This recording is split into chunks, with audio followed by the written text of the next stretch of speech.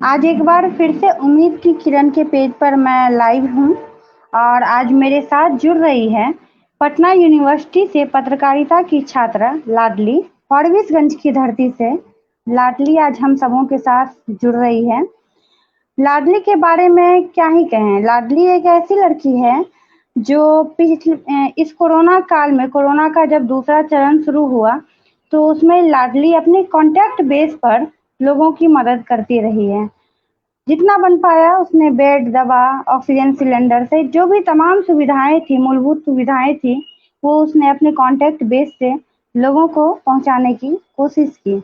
और आज हमारे साथ जुड़ रही है लाडली और हमसे वो बातचीत करेंगी हमारे इस पेज के ज़रिए, अपने अनुभवों को शेयर करेगी कि उसने इस दौरान क्या अनुभव किया और वो जो काम कर रही थी, वो काम कैसे कर रही थी। तो उम्मीद की किरण पेज पर, इसके फेसबुक पेज पर मैं लाडली का हार्दिक अभिनंदन करती हूँ और मैं चाहूँगी कि लाडली अब हम लोगों के साथ जुड़े। लाडली, आपका स्वागत है। आप अपना कैमरा ऑन कर लीजिएगा।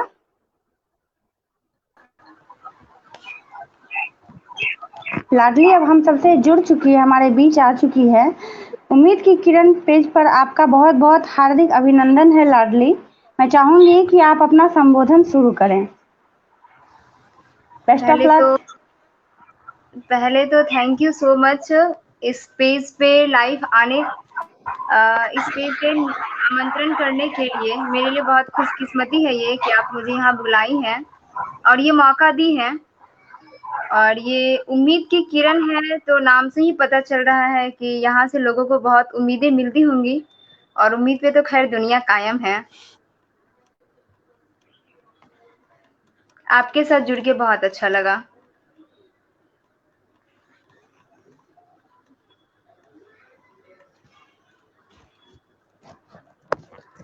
पहले तो नमस्कार, मैं लाडली सिंह पटना यूनिवर्सिटी से हूँ। पत्रकारिता की छात्रा हूँ और मेरा भी फर्स्ट ईयर चल रहा है। इसी बार एडमिशन हुआ है मेरा, लेकिन कोविड की वजह से क्लासेस में बहुत प्रॉब्लम हो रही है। खैर ये तो देश भर की बातें हैं। जब ये कोविड का समय शुरू हुआ था, जब लोगों एक दूसरे की सब मदद कर रहे थे, तो खैर मुझे पहले ये नहीं पता था कि सोशल साइट के जरिए इतना मदद लोगों तक पहुंच सकता है। इंसानियत आज भी जिंदा है, ये चीज तो पता चला है इसी सोशल साइट के जरिए। इससे पहले भी मुझे काफी मदद मिली थी पर्सनली तौर पर सोशल साइट से। एक दो बार जब मैं किसी चीज के लिए पोस्ट की थी तो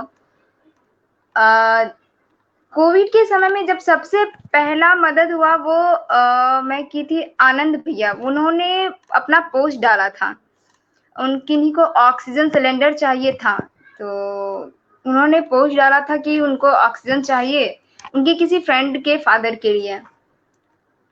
तो मैं पढ़ी और मुझे लगा कि शायद मैं कुछ कर सकती हूँ। तो मैं अपनी रिलेटिव से बात की उस वक्त कि मुझे पता था कि उनके पास अवेलेबल है, क्योंकि वो खरीद के लाए थे और जो कोविड पेशेंट थे वो ठीक हो चुके थे। तो मैं उनसे बात की, उनसे कांटेक्ट करवाई उनका, और थोड़ा टाइम लगा लेकिन अवेलेबल हो गया वहां से ऑक्सीजन सिलेंडर। और उस वक्त तक मुझे ये नहीं मालूम था कि सोशल साइट के जरिए बहुत सारी मदद हो सकती है। तो फिर धीरे धीरे 2-3 ग्रुप बना कोविड को लेके, और जब मैं भैया का मदद की थी तो फिर उन्होंने शायद पोस्ट डाला था, तो कुछ लोगों ने मुझे उस ग्रुप में जोड़ दिया। फिर ग्रुप में जोड़ने के बाद जब मैं देखने लग गई कि वहाँ पे पोस्ट आने लग गए, कुछ जान पहचान के भी लोग थे जिन लोगों ने मदद करनी शुरू की, तो मुझे लगा कि उनसे बातें करनी चाहिए। 1-2 पोस्ट देख के ज़्यादातर पटना का था। मेरी आवाज़ आ रही है क्या अब तक सही से? हाँ हाँ, आ रही है, बोलो। आ रही है, आवाज आ रही है।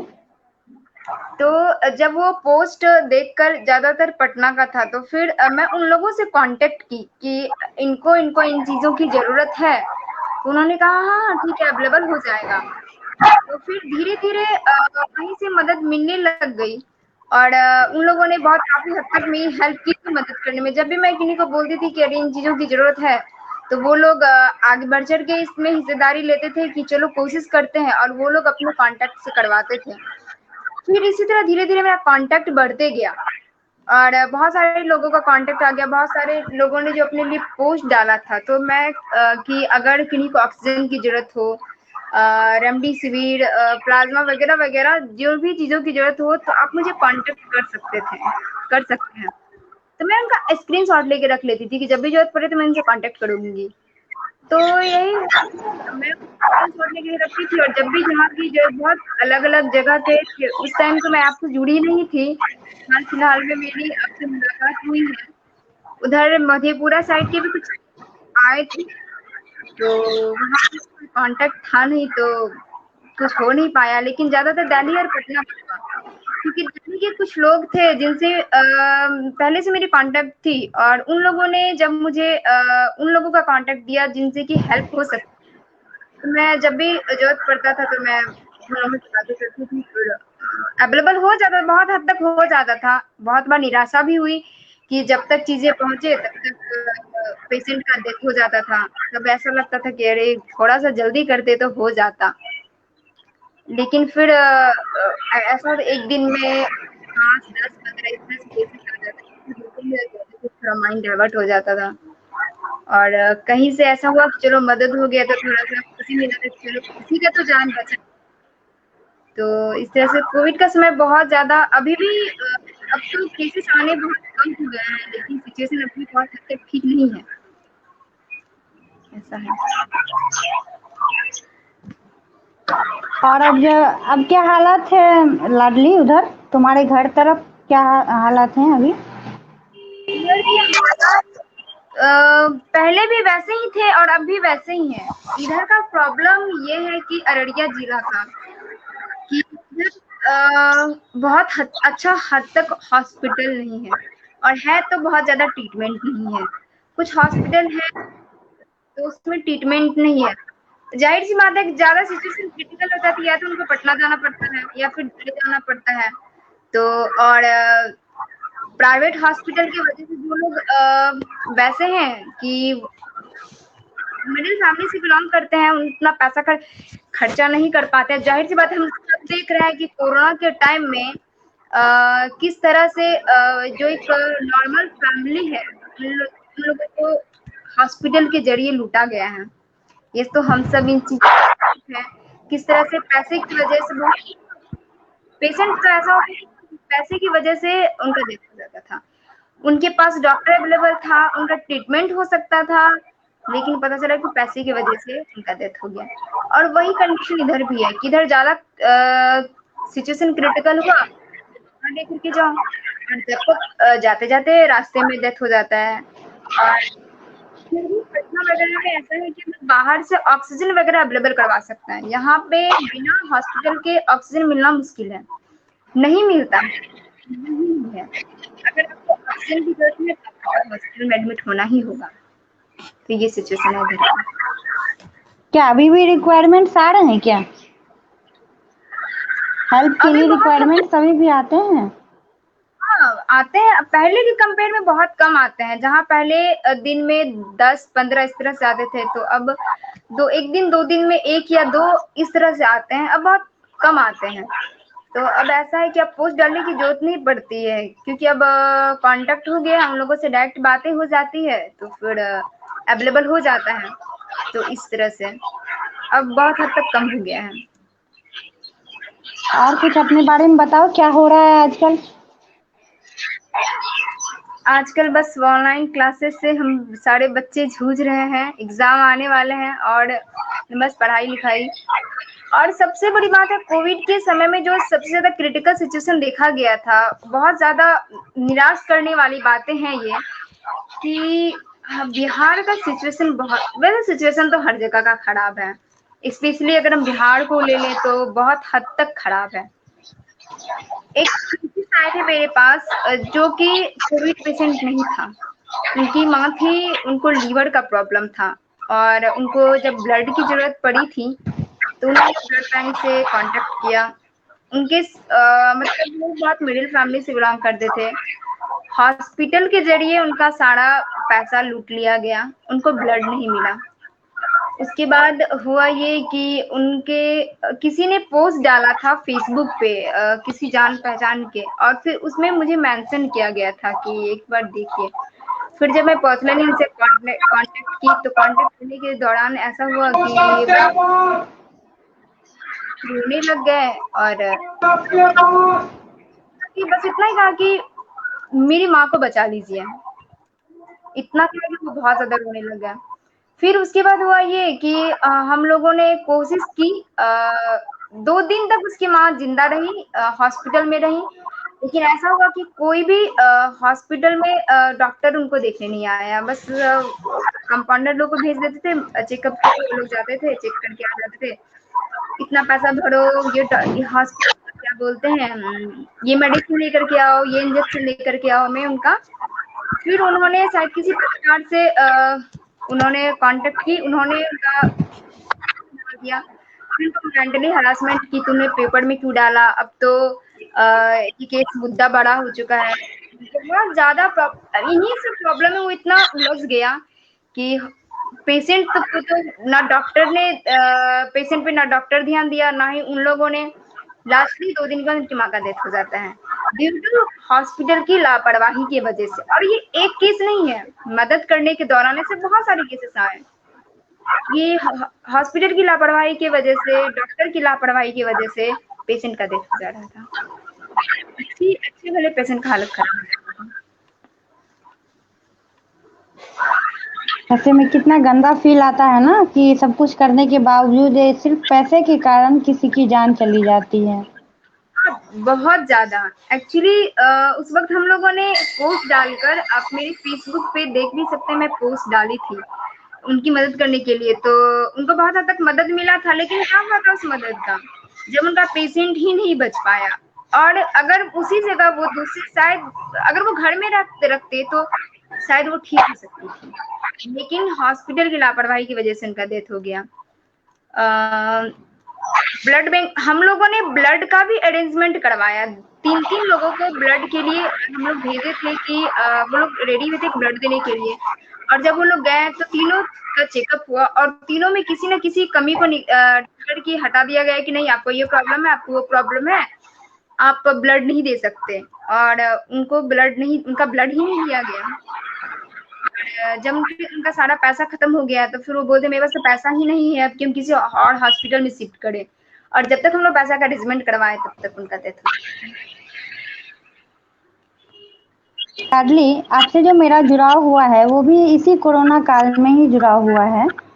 तो मैं आपसे एक सवाल पूछना चाहती हूँ कि आपने जो ये 1.5-2 महीने जो मेहनत की, इसमें इस दौरान आपके क्या अपने अनुभव रहे हैं?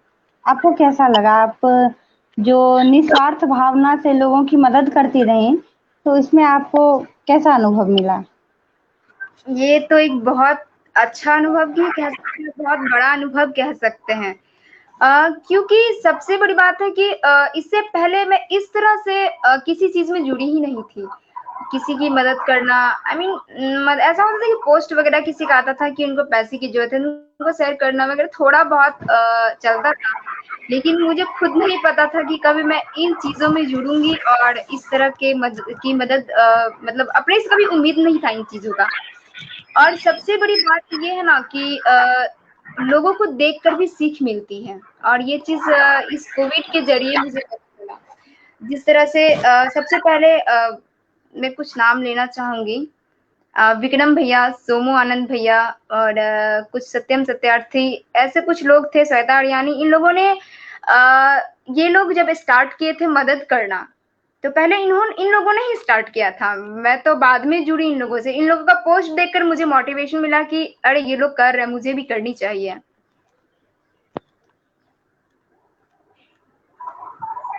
शायद आपका नेटवर्क इश्यूज। तो इन लोग स्पेशली पटना यूनिवर्सिटी के बहुत सारे लोग थे जो मदद में जुड़े थे। उन लोगों को देखकर मुझे लगा कि ये लोग भी कर रहे हैं मदद, शायद मैं भी कुछ कर सकती हूँ। तो फिर मैं इसमें आगे आई और मैं मदद की। इन्हीं लोगों को देख के मुझे ये मोटिवेशन मिला कि कुछ करना चाहिए। और ये मेरे लिए बहुत बड़ा कह सकते हैं कि कैसा कैसा लगता था जब पूरे पूरे दिन कॉल्स आते होंगे हेल्प के लिए, और हेल्प के लिए कॉल आने का कोई भी टाइम नहीं रहता होगा, जब मतलब किसी भी समय फोन आ जाता होगा आपको, तो उस वक्त कैसा लगता था? परिवार के लोग तो बहुत परेशान हो जाते होंगे। ज़्यादा कितना बार तो मेरे को सुनने के लिए मिल जाता था कि अरे कहाँ हो सकता है कि किसी गलत चीज़ में ना फँस जाओ। मतलब जब भी मैं रेमडेसिविर या फिर इंजेक्शन वगैरह के लिए आता था, तो मैं अपनी पत्नी से बात करती थी कि अवेलेबल है क्या? तो स्पेशली मेरे पापा बोलते थे कि वो तो ब्लैक में बेचता है, इसमें फँस जाओगी, क्या ज़रूरत है इतना करने का? और बहुत जगह से इनफैक्ट कुछ लोगों ने जो मेरे रिलेटिव के हैं, उन लोगों ने तो मतलब तुमके पास तो कोई काम है नहीं, तो यही फालतू काम है, इज्जत प्रतिष्ठा गँवा दोगी, समझ रहे हैं हम। तो उन लोगों को इसमें भी लगता था कि मैं इज्जत प्रतिष्ठा गँवा बहुत किसी ने मुझे डिमोटिव करने की कोशिश की कि अरे मत करो, बेकार है ये चीज़, कोई फ़ायदा नहीं है इन चीज़ों से। कैसे तो इन सबकी सब बात चीजों को तुमने फेस कैसे किया? बहुत बहुत ये बहुत आसान नहीं रहा होगा तुम्हारे लिए तो। बहुत मुश्किल था, ये दौर बहुत ज़्यादा मुश्किल था। कभी-कभी ऐसा होता था कि बैठी रहती थी और किसी अननोन नंबर का कॉल आया, तो मेरे को छत पे जाना पड़ता था दौड़ के और चुपके से फ़ोन को पैकेट में रख के छत पे भागे और वहाँ पे जाके बात किए। तो इस तरह का सिचुएशन आ गया था मेरे घर में। और बहुत बार ऐसा होता था कि कॉल भी आ रहे हैं, कोई काम भी आ रहा है कि ऐसा कर लो, वैसा कर लो, वहाँ जाओ, और उस वक़्त में समझ में नहीं, क्योंकि कॉल उठाते हैं तो डाँट पड़ता है और नहीं उठाते हैं तो एक मन में रहता है कि पता नहीं किस वजह से कॉल आया होगा। तो ऐसा होता था कि कभी-कभी 2 बजे रात में, 3 बजे रात में, क्योंकि नंबर तो पूरा फैल ही चुके थे, तो 2 बजे रात में, 3 बजे रात में इस तरह से कॉल आता था। और उस वक़्त मेरे को फ़ोन उठा कर के छत पे जाना पड़ता था बात करने के लिए, और उस वक़्त हम छत पे जाके बात करते थे। तो इस ये सब बहुत ज़्यादा क्रिटिकल रहा है। हाँ, एक कमेंट आ रहा है, शायद तुमको भी दिखाई दे रहा होगा। रोहित झा कथक ने किया है, दिख रहा है? तुम्हारे बिहार की स्थिति की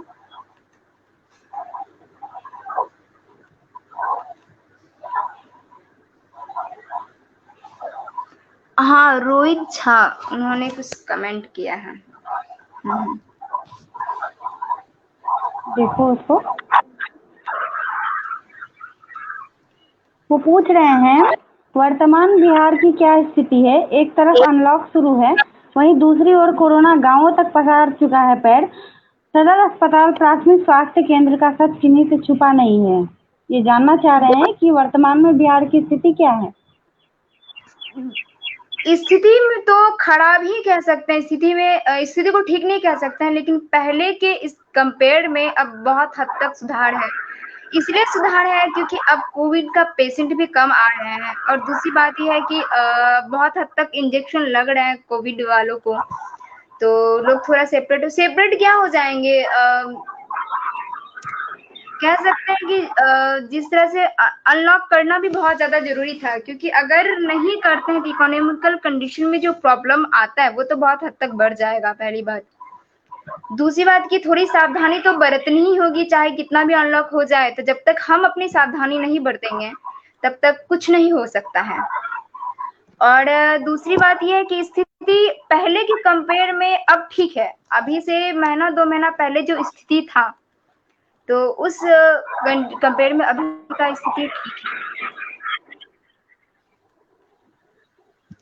तुमने एक बात कही थी अभी थोड़ी देर पहले कि ऑनलाइन क्लासेस चल रहे हैं। ऑनलाइन क्लासेस सेटिस्फैक्शन देता है क्या? सेटिस्फाइड हो?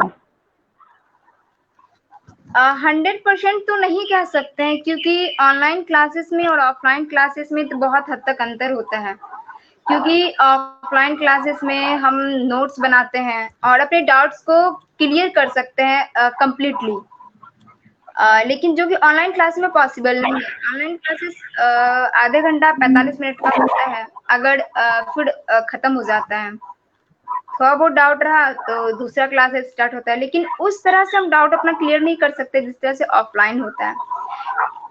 लेकिन जहाँ तक मेरे क्लासेस की बातें हैं, मेरे कॉलेज की है, तो हम लोगों का जो डाउट होता है तो हम लोगों को एक प्रेफरेंस मिला हुआ है कि क्लासेस खत्म होने के बाद अगर आपके मन में कोई डाउट है तो आप मुझे डायरेक्टली कॉल कर सकते हैं, व्हाट्सएप कर सकते हैं, जिसका कि हम जवाब देंगे।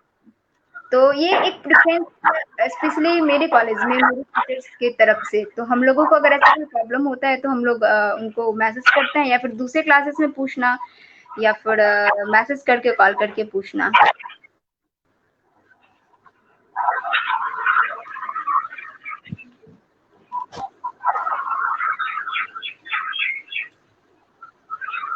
और कुछ तुम अपना कोई एक्सपीरियंस शेयर करना चाहो?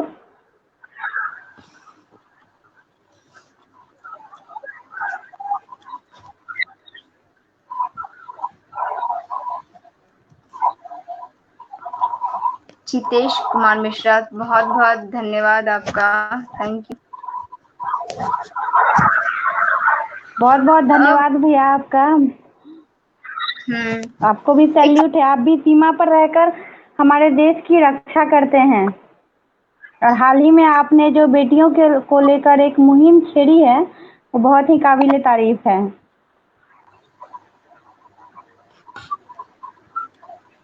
ये कौशल वक्त जी पूछ रहे हैं, अभी भी गांव में वैक्सीन को लेकर बहुत सारी अफवाह फैली हुई है, इसको लेकर आपकी क्या राय है? वैक्सीन के बारे में पूछ रहे हैं।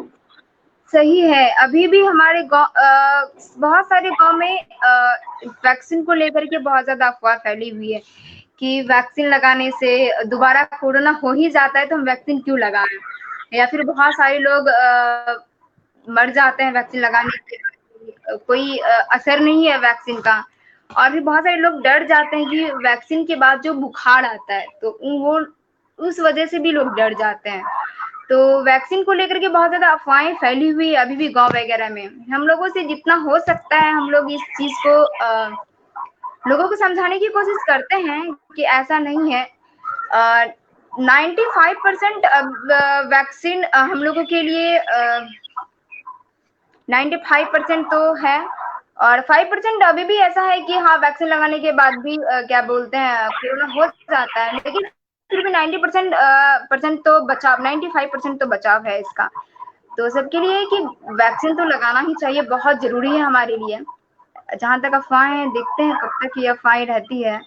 जहाँ तक कोशिश हो सकता है हम लोग करते हैं लोगों को समझाने की, बताने की हर तरफ से कि ऐसा नहीं है, वैक्सीन हमारे लिए बहुत जरूरी है।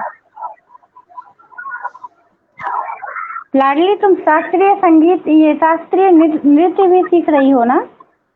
हाँ, क्लासिकल डांस अभी फिलहाल जब से मेरा एडमिशन हुआ है तो हमको क्लासेस छोड़ना पड़ा है। क्लासिकल डांस का 4th ईयर मेरा कंप्लीट हो चुका है, अभी 5th ईयर में है हम, लेकिन क्लासेस छोड़े हुए हैं। कुछ बताओ शास्त्रीय नृत्य के बारे में भी।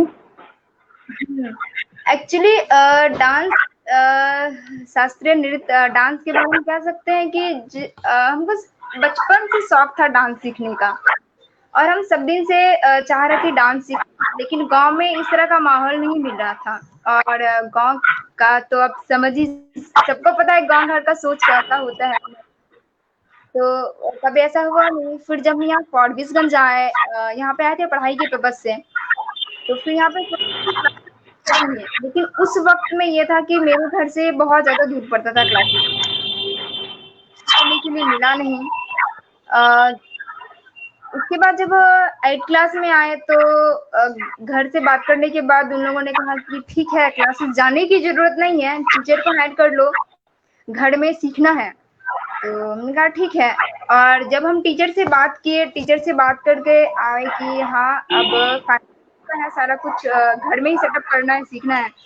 तो 2-3 दिन बाद ऐसा हुआ कि मेरा तबीयत खराब हो गया, और उसके बाद पता चला डॉक्टर से दिखाने के बाद कि मेरे को अपेंडिक्स हो चुका है और हम उछल कूद नहीं कर सकते हैं, और उन्होंने साफ मना कर दिया डांस वांस करने से।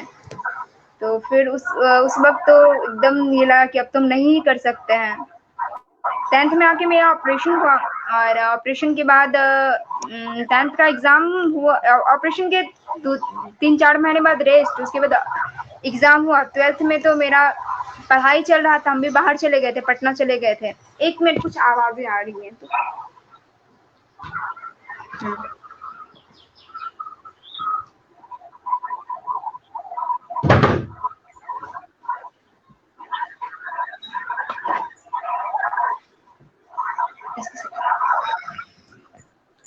फिर उसके बाद 12th में ऐसा हुआ कि हम पटना चले गए और मेरी वहां से पढ़ाई शुरू हो गई। फिर 12th के बाद जब घर आए तो किसी वजह से हम एडमिशन नहीं ले पाए और उसके बाद हम सोचे चलो डांस क्लास ज्वाइन करते हैं। उसके बाद क्लासिकल डांस ज्वाइन किए रेगुलर। यहाँ पे डांस क्लास ज्वाइन करने में बहुत ज्यादा प्रॉब्लम की, क्योंकि घर से सपोर्ट नहीं मिल रहा था। एकदम सपोर्ट नहीं मिल रहा था। घर वालों का कहना था कि डांस सीख कर क्या करोगे, इसमें कोई करियर नहीं है, फ्यूचर नहीं है। और सबसे आज के डेट में भी सबसे बड़ी बात यह है कि लोग कास्टनिज्म को बहुत देखते हैं कि एक लोग ये चीज तय कर दिए कि अरे ये हम इस कास्ट से बिलोंग करते थे, हमें ये शोभा नहीं देते हैं। और ये चीज मेरे साथ भी हुआ, क्योंकि वक्त रहते होता है कि अरे अब तो बड़ी हो गई, पहले छोटी थी तो पहले तुमको इन चीजों का परमिशन मिला, अब तो बड़ी हो गई हो तो अब इन चीजों पे ध्यान नहीं देना है।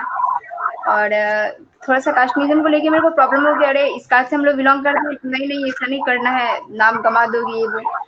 तो बहुत ज्यादा प्रॉब्लम हुआ इन चीजों को लेकर के। फिर घर में जब बहुत जिद की और बहुत ज्यादा रोना धोना, 2 दिन तक खाना पीना छोड़ना, इस तरह का कंडीशन आ गया था। तब जा करके परमिशन मिला, ठीक है ज्वाइन कर लो। तो उसके बाद मेरे को बोला कि ज्वाइन करो, फिर हम ज्वाइन किए। तो 4th ईयर मेरा कंप्लीट हुआ है अभी। फिर पत्रकारिता में एडमिशन लेने के बाद ये क्लासेस छूट गई है, लेकिन बाद में इसको रेगुलर करना है।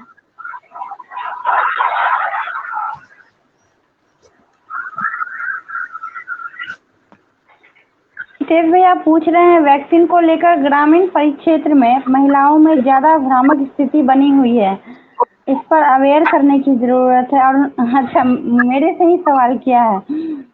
हाँ भैया, हम लोग अपने स्तर से अभी भी काम कर रहे हैं। जहाँ भी हम अक्सर जाते हैं या कहीं भी कोई लोग मिलते हैं और बातें अगर छिड़ती हैं या नहीं भी चलती हैं, तो जो बातें निकलती हैं उनमें मेरा ये कहना होता है कि वैक्सीन हम लगाना ही चाहिए।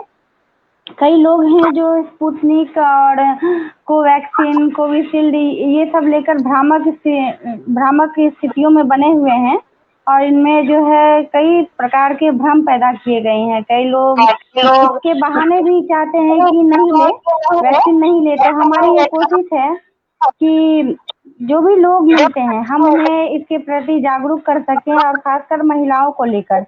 अभी कुछ दिन पहले हम लोग एक गांव में गए हुए थे, वहां पे महिलाओं का सीधा सीधा कहना था कि जो डॉक्टर वहां पे वैक्सीन लगाते हैं, अगर वो मेरे सामने वैक्सीन लेंगे तो हम लोग भी ले लेंगे। इन द सेंस कि अगर वो वैक्सीन लगा के बच जाते हैं, वो उन्हें कुछ होता नहीं है, तो ही हम लोग भी लेंगे, नहीं तो हम लोग नहीं लेंगे। तो हम लोग अपने स्तर से अभी भी काम कर रहे हैं। हमारी कोशिश है कि लोग लें। अब तो पहले जैसा रजिस्ट्रेशन भी नहीं करना पड़ रहा, अब सीधे सीधे जाके ले सकते हैं। तो अभी चीजें ठीक हुई हैं, उम्मीद है कि लोग लेंगे और अब गांव में भी लोग जागरूक हो रहे हैं। हमारी कोशिश है कि स्लम बस्ती सभी जगहों पे हम लोग जाकर जो भी कर सकते हैं, हमसे जो भी बन पड़ेगा हम लोग करेंगे। हाँ भैया, बिल्कुल। टोली बनाकर या जैसे भी हो पाता है हम लोग गांव तक, स्लम तक पहुंचने की कोशिश में हैं। वो कुछ दिन पहले भी, करीब 7-8 दिन पहले भी, जब हम लोग कपड़ा बांटने के लिए एक स्लम में गए हुए थे, तो वहाँ भी हम लोगों ने उन लोगों से कहा था। तो लोगों पे असर पड़ता है, लेकिन धीरे धीरे पड़ता है। हाँ ये चीज तो है। एक्चुअली जब मैं गई थी वैक्सीन लेकर के गांव, एक्चुअली वैक्सीन लेके रास्ते में मेरा गांव पड़ता है, तो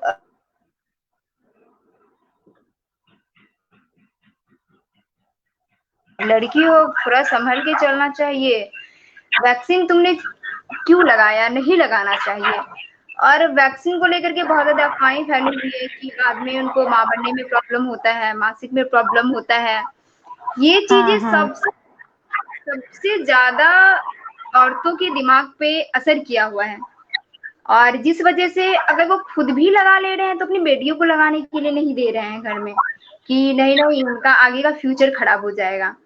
तो जब ये एक वीडियो वायरल हुआ था व्हाट्सएप पे कि क्या बोलते हैं, वैक्सीन लगाने के बाद ऐसी प्रॉब्लम आती है। तो मुझे कुछ कॉल भी आए थे इससे रिलेटेड कि क्या ये सही है, तुम लोग बाहर रहती हो, ज्यादा जानकारी होगा। तो उस वक्त मैं भी देखी भी नहीं थी वो उस पोस्ट को। बाद में जब पता चला कि ऐसा कोई पोस्ट आया है, तब जाकर हम लोगों ने, नहीं ऐसा तो कुछ नहीं है, अगर ऐसा कुछ होता तो डायरेक्टली मना कर दिया जाता हम लोगों को कि लड़कियों को वैक्सीन लगाना ही नहीं है। जब बिहार तो हम लोगों को सबको अलर्ट किया, जाहिर सी बात है कि वो सारा कुछ करके लगाए, क्या बोलते हैं, अपना दिए होंगे कि नहीं नहीं सबको लगाना है, इससे कोई साइड इफेक्ट नहीं है, तो कोई ऐसा प्रॉब्लम नहीं है। कुछ लोगों ने समझा, कुछ लोगों ने तो अभी तक नहीं समझा। मेरे घर में खुद एक दो लोग जो अभी तक नहीं लगाए हैं, तो समझा समझा के हम लोग थक चुके ना, हम मरने को तैयार है लेकिन हम लगाएंगे नहीं। तो फिर इसमें उन लोगों के लिए तो कुछ नहीं किया जा सकता, जो ऐसा है कि नहीं जो होना होगा हो ही जाएगा, हम लगाएंगे ही नहीं, तो उनके लिए खैर कुछ नहीं कहा जा सकता। हाँ, थोड़ा वक्त लगेगा लेकिन सब ठीक हो जाएगा।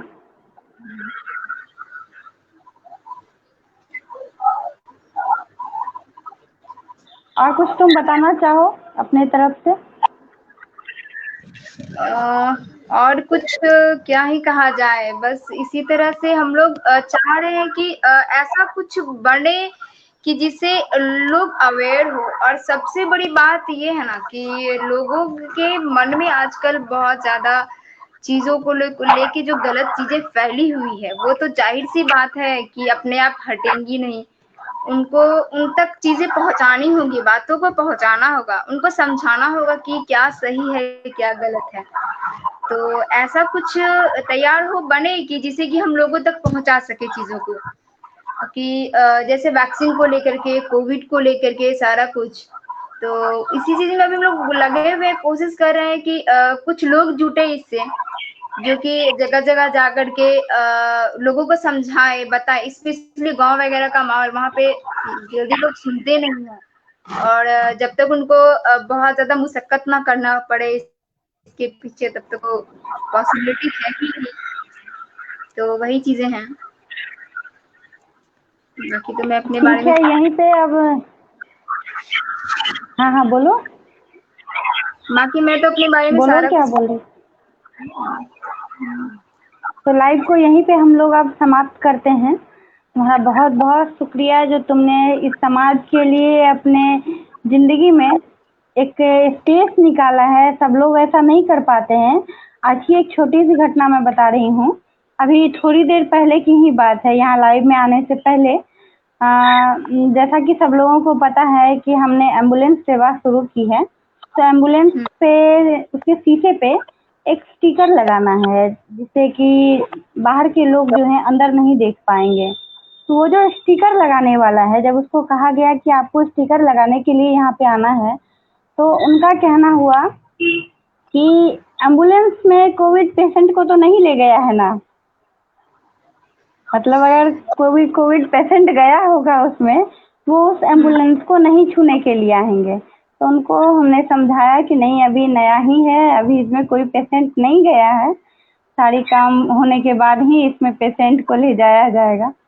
तो लास्टली वो माने हैं। तो लोगों में दहशत कितनी ज़्यादा व्याप्त है ये सबको पता है। ये इसका उदाहरण है, ये जो घटना अभी मैंने बताई है, ये इसका उदाहरण है। और ऐसे में तुमने अपनी जान को जोखिम में डालकर जो लोगों की सेवा की है, दिन रात एक करके परिवार के तमाम मुसीबतों को झेलते हुए जो तुमने सहा है। पता नहीं कितने अननोन कॉल्स आते होंगे, उठाने से पहले डर लगता होगा, पता नहीं सामने वाला कैसा होगा, वो क्या बोलेगा। तो इन चीज़ों को झेल कर जो तुमने किया है वो बहुत ही काबिले तारीफ है। मैं इसकी सराहना करती हूँ। उम्मीद की किरण की पूरी टीम की तरफ से मैं तुम्हारा धन्यवाद करती हूँ, जो तुमने समाज के लिए अपने लाइफ में एक स्पेस निकाला है और आज हमारे इस लाइव में तुम शामिल हुई हो। ये सारा मोटिवेशन और आप क्या ही लोगों को कहें। मिला है हम लोगों को। और ऐसी एक घटना है यहाँ पे अररिया जिला का, कोविड, एक तो वहाँ कोविड की वजह से कह सकते हैं लोगों के अंदर बहुत ज्यादा गंदी मानसिकता फैली हुई है। एक घटना है अररिया का, जो कि आज से 1 महीना पहले का लगभग है। ऐसा होता है कि एक फैमिली में से उनके माता पिता दोनों की डेथ हो जाती है कोविड की वजह से, और बच जाता है एक ब्लड बेटा और एक बेटी। ऐसा होता है कि उस गांव के कोई भी लोग उसको छूने तक नहीं आते हैं, उसको देखने तक नहीं आते हैं। और मतलब आखिरी वक्त में ऐसा होता है कि दोनों बेटा बेटी को अपने माँ बाप को अपने घर के पीछे में गड्ढा खोद के दफनाना पड़ता है। और क्योंकि कोई आता ही नहीं है कि कोरोना से मरा है तो हम कैसे छुए उसको, इस चीज की वजह से। और 2 दिन तक वो भूखा, हम लोगों को पता चला 2 दिन के बाद इस चीज का, तो 2 दिन तक वो भूखा रहता है। तो बाद में वही कि कोई लोग उसके लिए पोस्ट ही डाले, तो ज्यादातर मदद तो लोगों की पोस्ट से ही हो पाई है कि किसी ने पोस्ट किया और लोग देखते गए, उसको फैलाते गए और उन तक मदद पहुंचती थी। तो किसी ने पोस्ट डाला, फिर किसी न्यूज़पेपर वाले ने देखा, फिर उनके बारे में छापा, तो हम लोगों तक आते आते ये चीज 2 दिन लग चुका था। 2 दिन के बाद पता चलता है कि अरे वो अभी तक भूखा है। फिर हम लोगों ने बहुत हद तक उनकी मदद करनी चाहिए। वहाँ के जो लोग हैं उनको, जो जान पहचान के, उनको हम लोगों ने बताया। फिर वो लोग गए वहाँ पे, उनको खाना खिलाया, उनको कुछ पैसे दिए और 2 दिन के बाद उनको हर तरफ से मदद आने लग गई। और फिर वही जब उन्हीं का जब काम क्रिया चल रहा था 12 दिन के बाद, तो वही गांव वाले खाना में लगभग 150 लोग शामिल थे। तो ये एक बहुत गंदी मानसिकता कह सकते हैं इस चीज को लेकर के कि जब उनको सच में उनकी जरूरत थी तो किसी ने अपना हाथ नहीं बढ़ाया, कोई आगे नहीं आया। लेकिन एक भोज के नाम पे 150 लोगों का जमावड़ा होना बहुत बड़ी बात है इस कंडीशन में।